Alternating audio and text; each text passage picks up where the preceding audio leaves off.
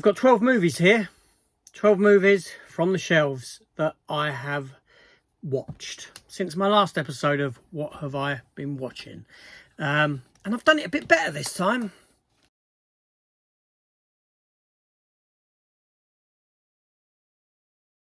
Hello everyone, welcome back to the channel. Welcome to another episode of What Have I Been Watching from the shelves.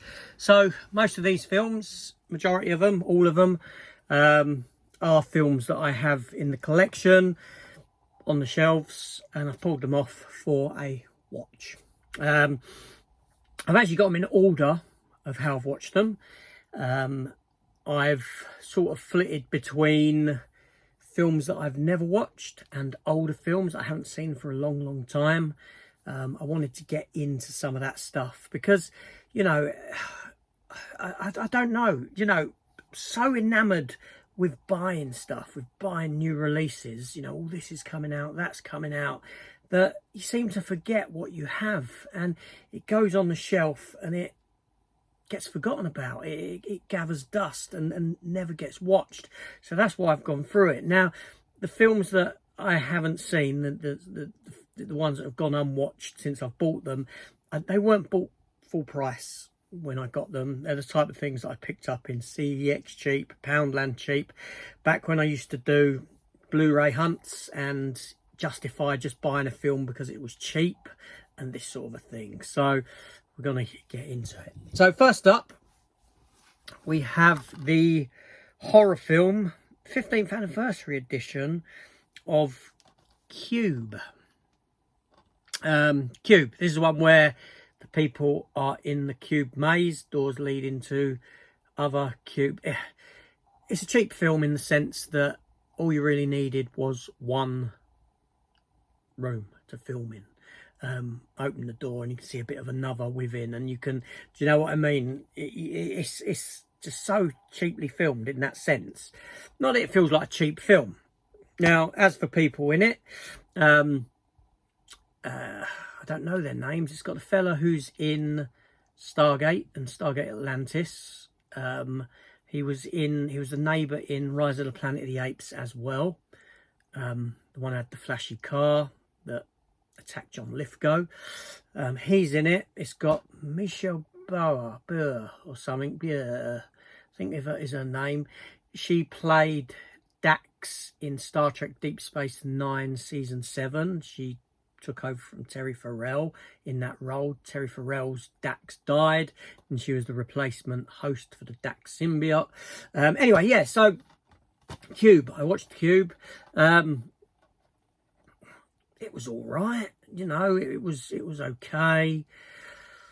These people, you know, wake up in different rooms and all come together in this maze trap thing that's been built, massive big thing that shifts. It all moves about and this sort of a thing, and they don't know why they're there. They've just been thrown in and they have to sort of work together to try and make their way out. But each room could potentially have a deadly trap within it, and this sort of a thing. You know, it was, yeah, it was a film. What more can I say about it than that? It was a movie. Next up, we have the movie The Car from 1977. I used to watch this as a kid. I mean, I loved this film. Seriously, this film used to scare the heebie-jeebies out of me as a very, very young lad. And this film that I probably haven't seen in decades, since I was probably about 10 or something. So maybe 40 years. Like I said, the film was made in 1977, I believe. Now, you're saying in your heads, that's similar to Carrie. It's a car, a driverless car, devil in it, all this sort of thing. Carrie, the book. Carrie. Is it Carrie? No. Christine. John Carpenter's Christine. Carrie's the fire girl. Christine, the red car. That story was written by Stephen. Did I say John Carpenter a minute ago? I don't know. Okay, Stephen King's Christine. That film was written in 1983. Okay, this was 1977. Obviously, there's an inspiration of Duel in this, the movie Duel, But more so, I felt Jaws within this film. Seriously, I felt Jaws within it. Just, it's on land, a little town in the middle of nowhere, a dusty sort of town. You got the sheriff, who's played by James Brolin, Josh Brolin's father. You got the car that's killing people. The car's the shark. Blah blah blah. The car won't go on holy ground. This was a fabulous film. I really enjoyed my rewatch of this movie. I thoroughly enjoyed it. You know, yeah, it was. I would rate this above the movie Christine. Far above the movie Christine, which, to be honest, I don't think is overly good. You know, this has got it though. This seriously has. There's this one bit with this girl. Like I said, did I say that her car won't? I can't remember what I said. I'm so tired. The car won't go onto holy ground. Chases these kids, and it's the teacher and this sort of thing. They end up in a little graveyard, and the car won't enter into it. Won't enter into that graveyard. Then later, the car kills that woman. Who's the love interest for the sheriff, but she's in her house and she's on the phone because she's seen the car about outside, and all you can see out the shot is framed in such a way that she's on her phone, and you can see the window behind her, or she's side onto the window, and you can just see headlights in the distance getting closer and closer and closer, and the car just comes ploughing through the house, and it kills her. It's a great film. It's only rated a 12. It's not a heavy rating or anything like that, but yeah, it's a really good film. I thoroughly enjoyed my rewatch of that. So next up, we have the movie Jay and Silent Bob. Oh, by the way, I didn't say that was a first time watch. That obviously wasn't. That wasn't. Jay and Silent Bob Strike Back. Hilarious. I love Kevin Smith's writing in these movies. They're so good. They're so well written. You know, two stoners who hang out. You know them from, if you see Kevin Smith's films, they were bit part characters in a lot of his View Askew movies, and then they got a film of their own, Jay and Silent Bob Strike Back, and this just has me in stitches from beginning to end. Seriously, I think it is so funny. Yes, it's juvenile, it's puerile in its humour. I do wonder if it's... I don't think I'll ever grow out of this film, you know, because there's a lot of heart in the story to it. There's a lot... Kevin Smith's writing keeps the film kind of grounded in a sense, and accessible to... So it's accessible to the younger audience because of its juvenility and some of what it does, but then it's accessible to the older viewer as well in the film's writing. You know, and it's got a great cast, you know, Shannon Elizabeth, Ben Affleck, Will Ferrell, Jason Lee, Jason Mewes, Chris Rock, you know, so many people famous. Mark Hamill, Carrie Fisher do cameos, Jason Biggs from American Pie, you know, and who's having a moan, he's playing himself in it, and oh, you're the pie effer, and he's moaning that he's the only person, you know, that's all he's remembered for American Pie and effing the pie and this sort of a thing. And yeah, it's so funny. The sequel, not so much. I wasn't a fan of the sequel film. I don't know, it delved into more pop culture of more recent years, so a lot of cameos and that just meant nothing to me. There are people I didn't even know, so the film just... A lot of the jokes probably just went over my head. It probably shows how out of touch I am with, you know, the younger audience in that regard. But yeah, so Jay and Silent Bob is a very funny film still for me. I enjoyed the revisit of that. And next up, we have the movie Captivity. Captivity with Alicia Cuthbert. I was going to say Eliza Dushku then. She's actually in that. She's in that, actually, from Buffy fame. No, Alicia Cuthbert, the attractive blonde-haired girl who plays Jack Bauer's daughter in, I think she's in seasons 1 to 4 of 24, as I recall. Correct me if I'm wrong. And obviously she was in The Girl Next Door as well.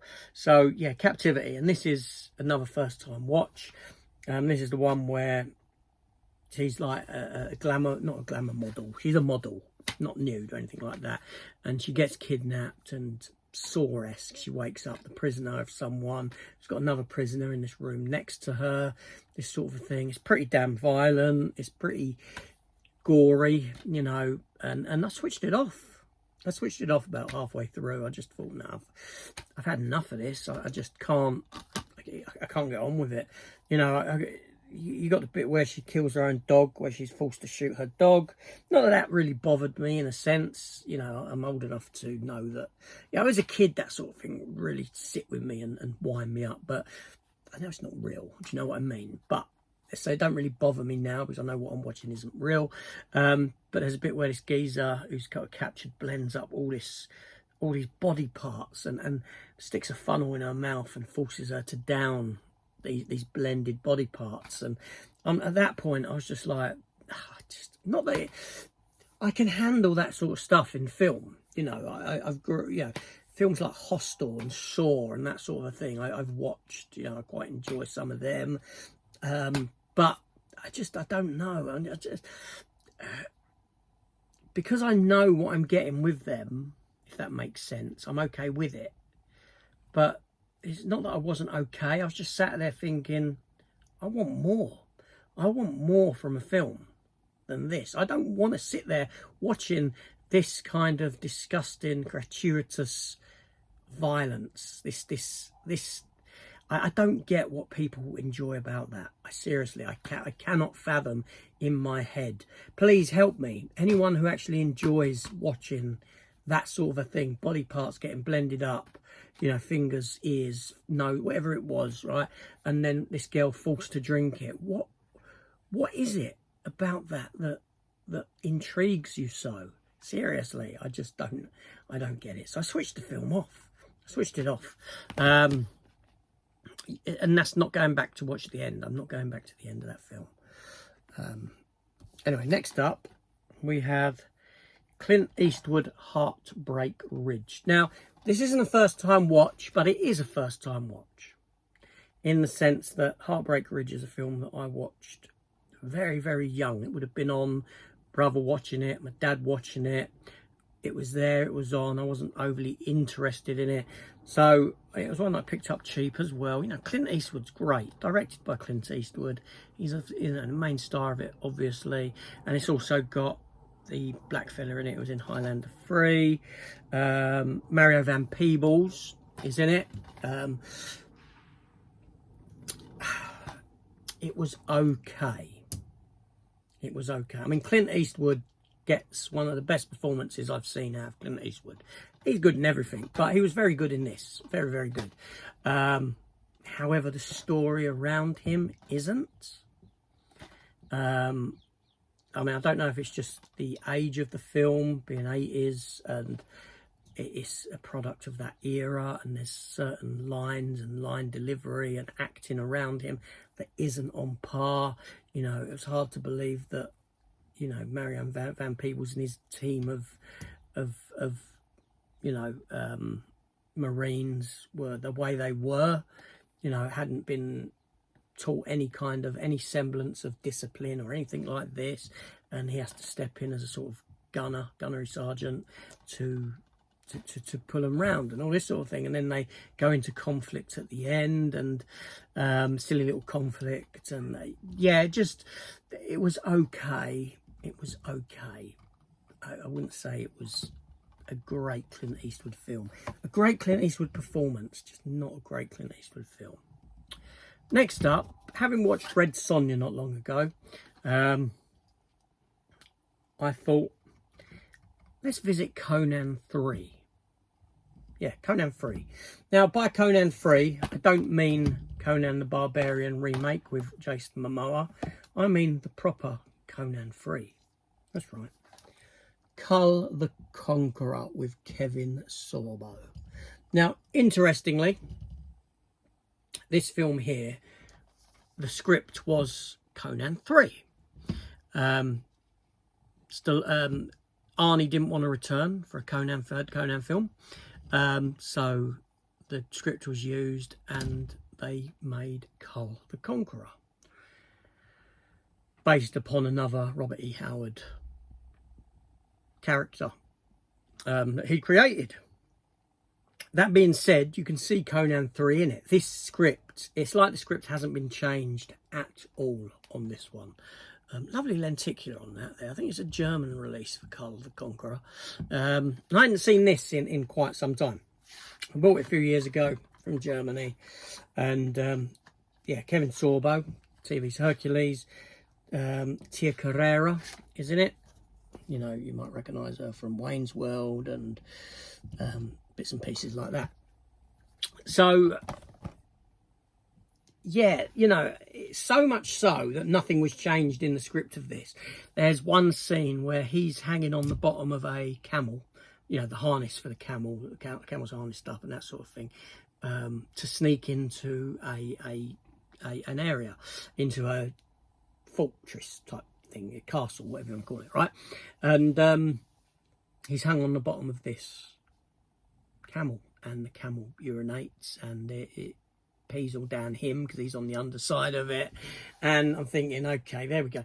That's a joke. That's an in-joke, because if you remember in that first Conan film where Conan punches a camel, and then I think in the second one the camel spits on him, and then in this one the camel would have urinated on him.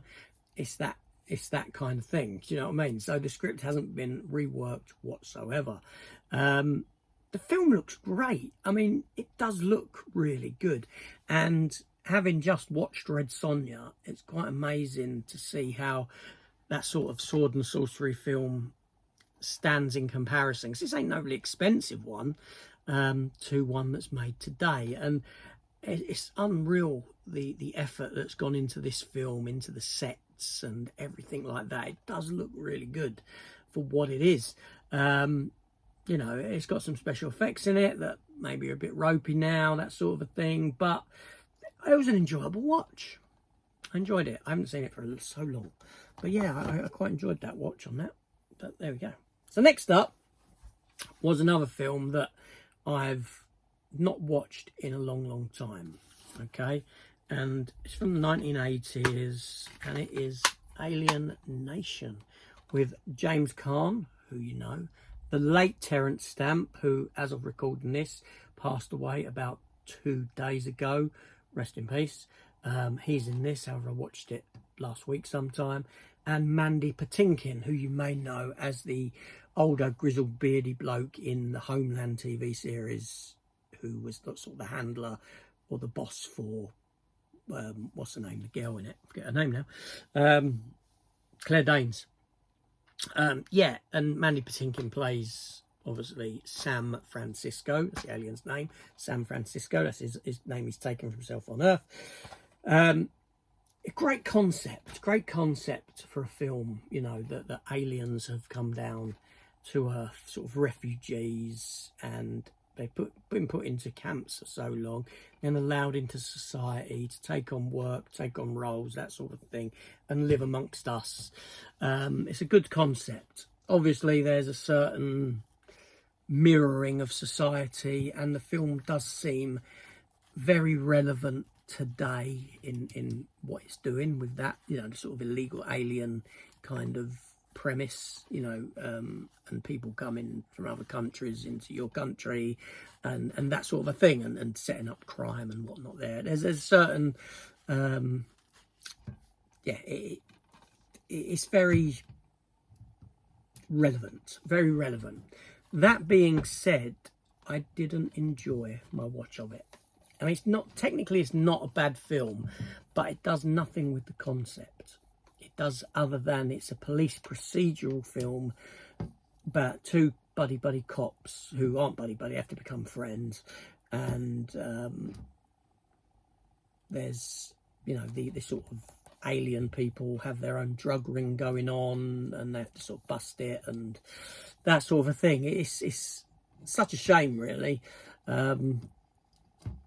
Yeah, I think the TV show is better.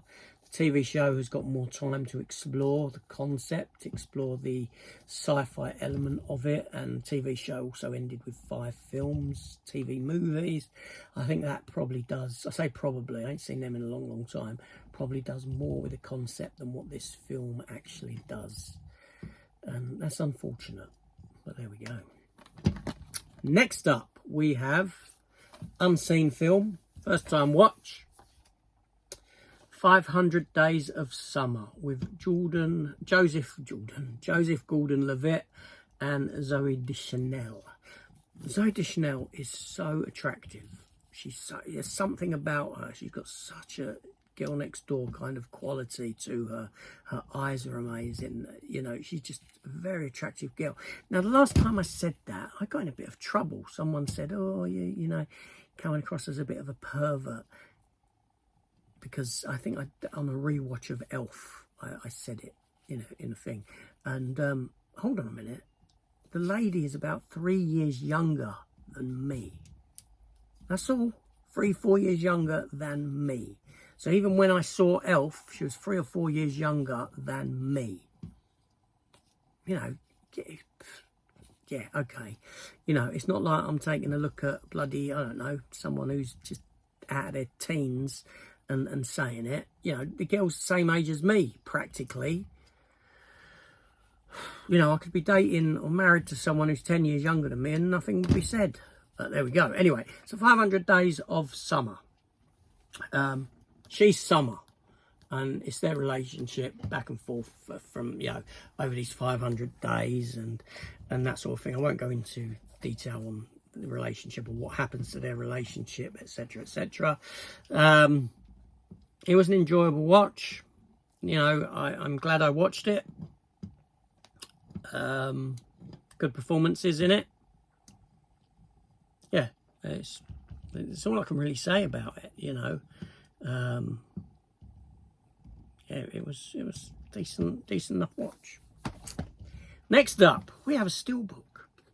I've been meaning to rewatch this for some time. And it's Starship Troopers, 1997. Paul Verhoeven, Ed Neumeyer writing. You know, RoboCop and RoboCop, two people, director and writer back again for this here. Obviously, do I need to tell you what Starship Troopers is about? You know, it's a big budget sci-fi film. It's set in the future with a sort of fascist government, a fascist society, and there's a war with these bugs on this other planet. And yeah, anyway, great cast, you know. I mean, it's got a young cast in it. It's Casper Van Dien. Who else is in it? Jake Busey is in it. You've got Dina Meyer in it. What's her face from Wild Things? Denise Richards. That's what I'm looking for. The black fella from who's yeah, I didn't realise he was in it. From Walking Dead, the one who's the priest. He's in it.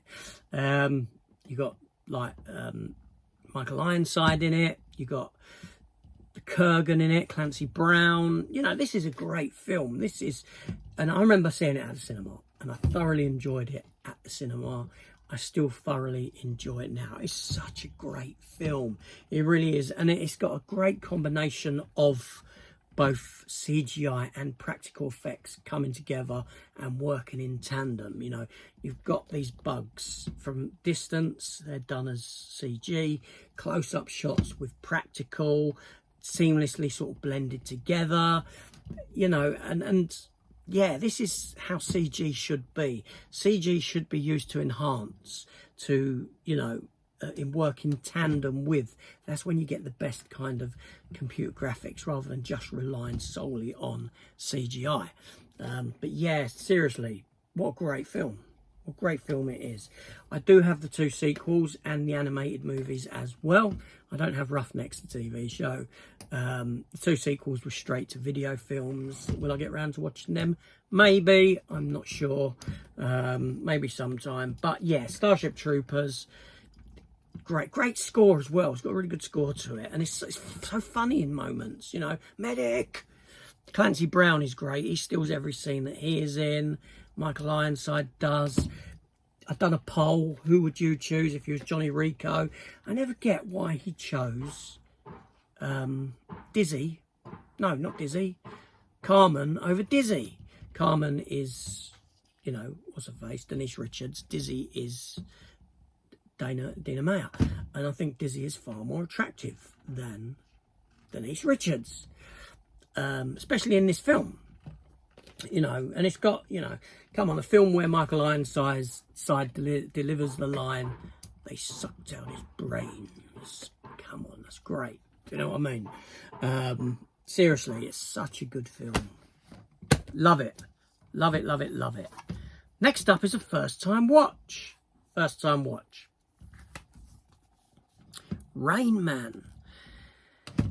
Dustin Hoffman and Tom Cruise. Rain Man. Now, probably surprised that I haven't watched this film, okay? Torch wants to come out. As long as he doesn't bite my toes, I'm happy. So yeah, Rain Man. Obviously, this is the one where Tom Cruise plays the younger brother of Dustin Hoffman's character. They don't know, he doesn't know that he's got a brother. His dad has recently passed away. He hasn't had a relationship with his dad, so his dad doesn't leave him any money from his estate. It's all left $3 million to his brother, who's got ADHD, who's, you know, yeah, who's not all there, high-functioning individual, shall we say, who's just can't function in the real world. So he's in a care home. Only he wants the money, so he takes him out of the care home. And yeah, I didn't really like it, I'll be honest. I mean, that probably shocks some people. It probably really does. I'm not a fan of young Tom Cruise. I used to avoid Tom Cruise films growing up. You know, I never really got around to liking him, maybe until about Mission Impossible, the first one. Then it was just merely, all right. And then Mission Impossible 2, 3, 4 came along, and I sort of grew more of a kinship to Tom Cruise in that I think older Tom Cruise is far better than younger Tom Cruise. And this film affirms to me that I'm still not a fan of young Tom Cruise. Not only do I have to get past the fact that I have to believe that these two are brothers, given that he's actually 25 years older than him, I have to get past the fact that his character is obnoxious, horrible, for most of the film. And I didn't like it, you know. And then you got the scene in the elevator where the girl from Hot Shots Not Shots 2, gives him a kiss in the lift. Essentially, he's retarded. You know, oh no, we said retarded, right? And she's kissing someone who's not quite there. It's just a bit, do you know what I mean? So, not a film that worked for me. It just didn't work for me, that's all. But I gave it a try, so there we go. Now, next up, I ain't got my steelbook to show you, unfortunately. Or have I?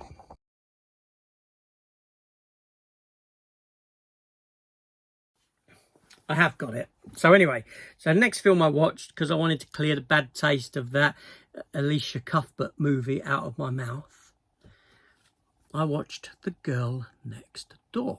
The other Alicia Cuthbert movie that she's probably most well known for after her stint as Jack Bauer's daughter.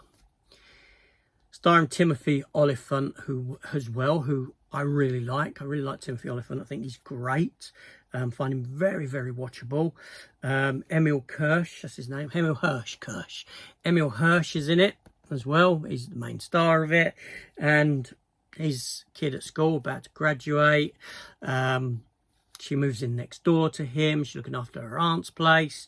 She's a porn star who wants to get out of the porn industry. She strikes up a friendship with him. He's a bit of a nerd, you know. He's going on to like big college, wants to go into politics and all that sort of a thing. But she teaches him how to live, blah, blah, blah. Bit of double crossing. Timothy Olyphant is her sort of the bloke she works for in the porn industry. It's a really good film. You know, I really enjoy this film. Not for the reasons that you might think. I mean, of course, she's very attractive. She's a very attractive girl. You know, what can I say? But I think it's got a decent message to it. I think, you know, there's an underlying sweetness to the film in a sense. There's, you know, it's got a great story in that sense. It's, you know, growth of the characters, how they change one another. He changes her, she changes him. Yeah, and like I said, Timothy Olyphant, so you can't go wrong. So, Girl Next Door, great film. Great film. Next up, and the final watch, bit of controversy around this one, bit naughty as well, was The Mask, the Blu-ray Mask, which is not off the shelf per se. I have got the Mask on Amaray form, never had a steelbook for it, so I bought this steelbook, which came out very recently. I am getting rid of the Amaray version of the Mask, that will go. But anyway, so got this steelbook, lovely steelbook, and 2 days after the release of this steelbook, Arrow Video announced that they're doing a 4K version of the film. And I said in my opening for this, you watch, now I've bought this, a 4K will come out. Lo and behold, it has. Right, so you can't tell me that Warner Brother, who released this, don't know that Arrow are putting out a 4K of their movie, and they've just put this out before that announcement to try and make a bit of money. That is so wrong. Seriously speaking, that's really annoying, because I will get it on 4K. It's a great film. Now, I remember seeing this back in the day in 1994. This is one of the first comic book films based upon a Dark Horse property. I think it's actually the second. I think before this there was a little film, I can't remember the name of it, that was based upon a Dark Horse property, I think, but most people think that this is the first one. Time Cop, Barbed Wire, 300, Alien vs Predator, these are all films that were based on comic books from Dark Horse Comics. Yes, even Alien vs Predator, it was a comic book first. That was where it started, its origins. And you had the game as well based on that, and then you got the films. There's a few like Hellboy, there's Dark Horse, you know, there's Virus with Jamie Lee Curtis in it. There's a lot. But anyway, so The Mask, I sat down and watched it. I don't think I've watched this in quite a while, actually. It's very good. It's very good. You know, it's funny, it's vibrant, it's fast-paced. Cameron Diaz's first movie, his first film she ever done. She looks great in it. Jim Carrey's on point in it as this character. Now, like I said, Mask is based upon a comic book. The comic book is actually very dark, satirical and violent, but the film went a different way within it. It took the comedy approach, utilising Jim Carrey. Fair enough. The film works. The film works for it. Comic is one thing, the film is something else. But there's, you know, there's the scene where he goes into his garage and he's got the two exhausts with the mufflers and all that sort of a thing. In the actual, and you see the people pulled out on stretchers and this sort of a thing. One's on his all fours because it's been shoved up his rear end. In the comic, that scene is in the comic, and these have been inserted into their bodies. I mean, fully in. You know, like this geezer's face is the shape of the muffler part and things like that. They're dead. You know what I mean? It's that sort of a thing. But yeah, really enjoyable film. Shame we never got a sequel. I mean, we did in The Son of the Mask, but let's forget about that. I'm talking about a Jim Carrey sequel because they were stupid enough not to have him sign up for a sequel. This came out, it made bank. Ace Ventura came out, it made bank. They'd signed Ace Ventura, they signed him for a sequel to Ace Ventura, you know, so they had him for that, and they couldn't afford to bring him back for a sequel because of the amount of money that he was commanding at that time. But still one of Jim Carrey's top performances, most definitely. Great film. Great film. So that's all the physical media that I have been watching. But there have been a couple of other films that I have watched as well. Okay. Now that these films have come to streaming, I thought to myself, okay, you know, let's watch Jurassic World again, Rebirth. See if I can give it another chance. I turned it off halfway through. Seriously, I couldn't do it. I couldn't watch that film. It is so dumb. It is so seriously. Anyway, the other one was Superman, the new Superman film. I switched it off as soon as Lex Luthor turned up. I cannot. I'm not a fan of his mate who plays Lex Luthor in it. I forget his name now off the top of my head. Anyway, so I was fine with the opening, with this snow scene and with Krypto rescuing him and taking him to the fortress and the Superman robots and then reviving him with sunlight and all that. Fine, I enjoyed that. then we got back to the city and all hell broke loose in the film. And for me, I switched it off and I couldn't do it. I thought it was just, again, not a Superman for me. Not Superman for me, unfortunately. When I've done my ranking, I put that higher than Superman 4. Maybe higher than Superman 3, I'm not sure. But I think now that I would probably very much put it into last place, having that time to sleep on it, so to speak, and reflect on the film. I think I'd put it in last place as a Superman film. But there we go. And other things I've been watching, obviously, I've been watching Alien Earth, which I've been reviewing. And I've watched Dexter, which is very good. This is a real return to form for Dexter, this series. Yes, it's got a couple of bits of writing in it that I'm a bit about. But seriously, Dexter's not been this good since maybe season 4 of his actual TV show, way back when. Yeah, it's good stuff. But that's about it. That's all that I've been watching. So, quite a few films there from the collection. It's nice to be revisiting films I haven't seen for a long, long time. And it's great to finally be sort of delving into unwatched movies, which is what I'm going to carry on doing. I'm going to try and flip between an unwatched film to a film of old, or a film that I want to revisit, and do it like that. It may be a little bit top heavier on ones I want to revisit than, because there's times when I find revisiting a film easier. There's times when I just want to put a film on and I'm familiar with it, so I haven't got to be entirely invested in what I'm watching. I can, have it on and just sit there and numb out, so to speak, rather than think about what I'm watching. But yeah, so there we go. So let me know what you've been watching. What films have you been watching of late? I am interested. I like seeing what people watch, and it may give me an idea for a revisit too, or a brand new visit. Who knows? But anyway, so I'll see you in a week or two with another one of these, depending on how quick I get through some films. Kind of flying through them at the moment, which is great.